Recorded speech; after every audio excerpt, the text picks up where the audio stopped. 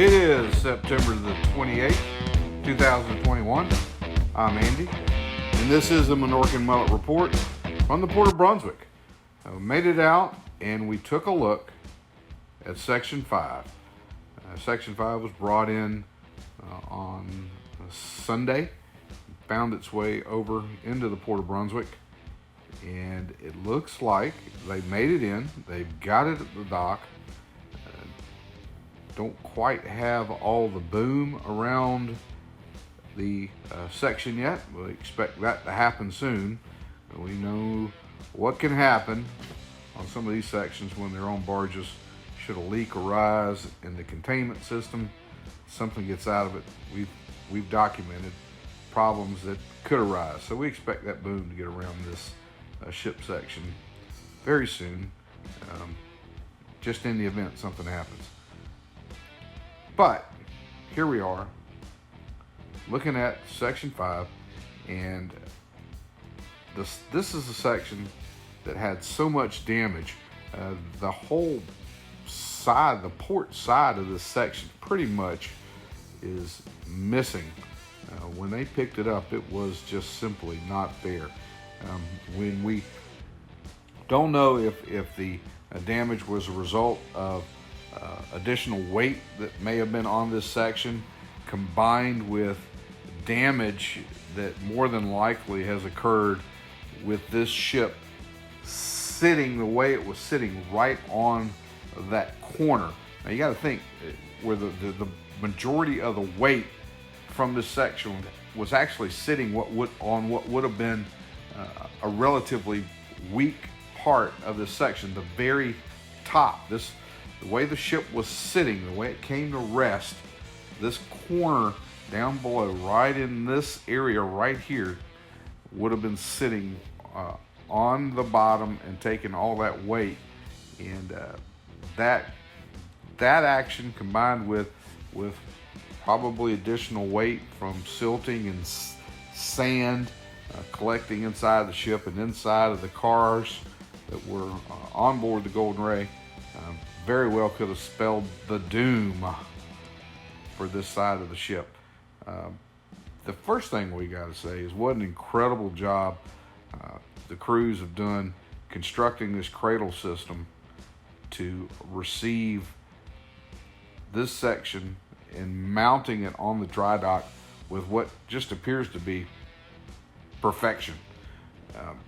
From the jagged parts that are left here, and the pieces that were hanging down, they hit it so nicely in the construction of this. So a tip of the hat to everyone involved with getting this cradle system, from the people who designed it, who went out there and made sure that the measurements were correct. The guys that, part of this system had to be cut off of the Julie B barge when it came into the Port of Brunswick, and then reconfigured and put onto this dry dock system. This is an amazing job. Another thing we've noticed, and it might be because so much of the ship is missing, is how clean the deck is. We don't see all that silt and other contaminants running out of this section like we've seen in the past. Deck's very clean, and of course it's been hanging for a little while out the sound while we were waiting for this bit of fabrication onto this dry dock system, or this cradle system.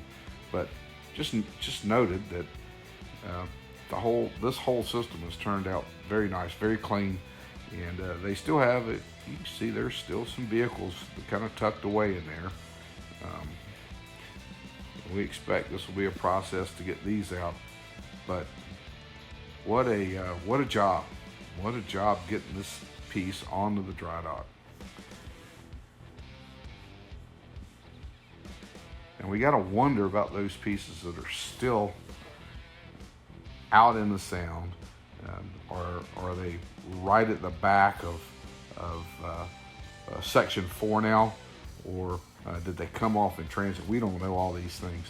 I'm sure that the sonar crews, we've seen those guys working the site. They, I'm sure, have a very detailed map of the bottom of everything that's going on down there and all the debris that's down there. They've charted it and they know where this stuff is. But just an interesting thought is, you know, where this stuff is and how it came, how it separated. You know, I'd like to say that maybe the fire had something to do with this, but this would have been down low. This part would have been under the water during the fire, so we don't think the heat from the fire would have caused a lot of damage on this side. We would have expected the problems from the fire to be up this way and higher onto the other side of the ship, where so much heat was taken during that May 14th fire out in the Sound. And we know there was fire in there because we can see those cars right there look like they've suffered some heat damage, and you can tell the discoloration of the decks as well, that they suffered a little bit of heat as well. You know, probably a good bit of heat.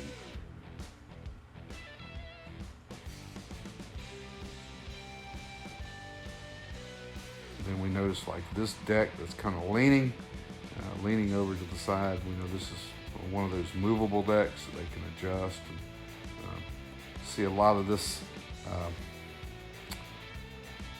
just pure force that has bent this metal. It used to be flat decks where cars would have been loaded onto for transport. And again, right there, we think that's a pool. We've had some comments about it that there was a pool now. This is actually when they got the ship out was really the first time I noticed that we had some people comment that said, yep, they had some recreational opportunities on board ship, and one was a basketball court, which we from very early on we could see that. But this kind of escaped me. This pool apparently was on top of the Golden Ray.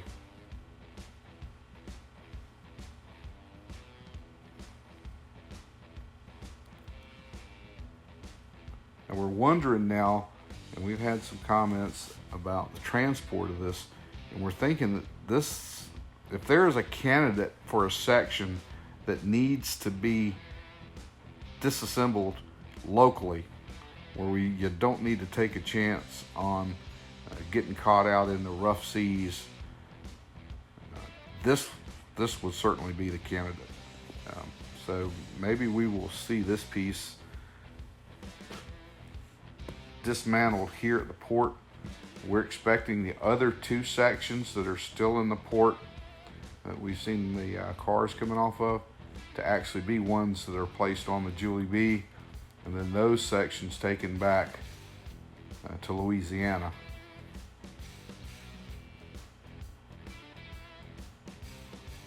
Another closer look at that pool.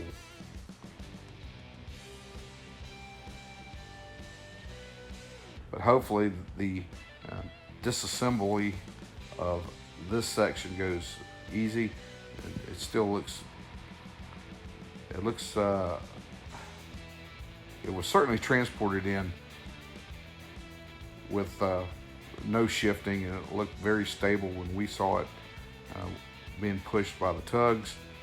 But just a lot of weight that is suspended there on that cradle system. You know, as we look at this section, I can't help but to think about section 4, and that is the section that's still in the Sound, it's still in the water. The VB is currently undergoing a little bit of maintenance, so we haven't seen them make any attempt to raise section 4 up. But the condition of section 4 is got to be suspect at this time as well. We probably feel pretty confident this time that they've got a pretty good idea of what's going on with that section, but the amount of damage that was on this section would kind of lend us to believe that we've got this same kind of damage on section 4. We don't know that for a fact now, but just looking at this damage, we would think that section 4 would potentially have the same kind of damage.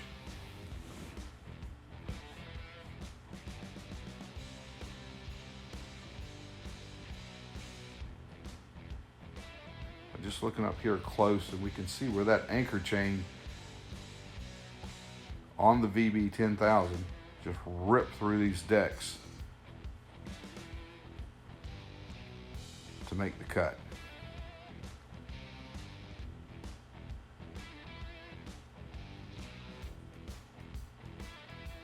A lot of heat damage here on the top of this piece as well.